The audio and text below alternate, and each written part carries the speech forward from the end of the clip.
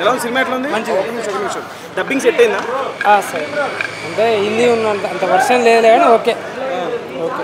ఇంకా వాయిస్ ఇంకొంచెం మంచి బాగుంటుంది. Hero character డబ్బింగా? డబ్బింగ్ కొంచెం బాగుంటే మంచిగా ఉంటుంది అనిపిస్తుంది. ఓవరాల్గా సినిమా అంటే హిందీలో చూసారా? ఇప్పుడే చూడటం? ఇప్పుడే చూసారు. ఇప్పుడే చూస్తున్నారు. ఓకే. అండ్ ఇప్పుడు జూనియర్ ఎన్టీఆర్ గారు డబ్బింగ్ చేస్తారని మొన్నటి వరకు రూమర్ వచ్చింది కదా, ఆయన చేస్తే ఎలా ఉండేది హీరోకి డబ్బింగ్? ఏమోండి, దాని గురించి మనం మాట్లాడుకోవచ్చు. అన్ని బాగున్నాయి. మన సినిమా లాగానే చూడాలి, అదే నిజం అనుకోవాల్సిన అవసరం లేదు.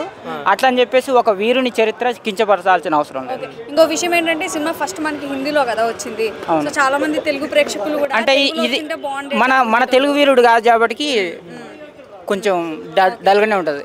ఇప్పుడు ఎట్లా ఉంటుంది అంటే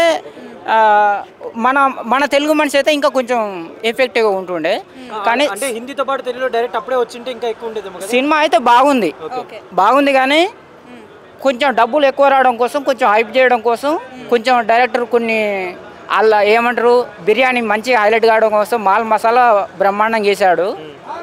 మనం అందులో ఉన్నదంతా నిజం అనుకోవాల్సిన అవసరం లేదు. అట్లా అని చెప్పేసి ఒక వీరుని చరిత్రని కించపరచాల్సిన అవసరం లేదు. తెలుగులో చాలా మంది హీరోలు అంటే ఇది ట్రై అంటే ఎవరైనా చేస్తుంటే బాగుంటుంది అనుకుంటున్నారు ఈ సినిమాని? ఎవరైనా చేయొచ్చు, చాలా ఈజీ వేలో తెలుస్తుంది చరిత్ర కదా చాలా మందికి అయితే. అసలు యాక్చువల్గా ఈ చరిత్ర గురించి తెలియకనే ఇండియా మీద కొంతమందికి భావోద్వేగం అనేది ఎక్కువ ఉండదు. ఇలాంటి సినిమాలు చూడడం వల్ల ఏంటంటే దేశం మీద అట్లా గౌరవము అలాంటివి అనేది ప్రౌడ్ అనేది చాలా ఉంటుంది. ఇలాంటి మూవీస్ అనేది చాలా రావాలి మన భారతదేశం చరిత్ర గురించి. ఇంకా చాలా మంది ఉంటారు, శివాజీ గారు లాగా చాలా మంది ఉన్నారు. అలాంటి చరిత్ర గల మూవీస్ వస్తే చాలా అవునండి, అది మాత్రం రియల్.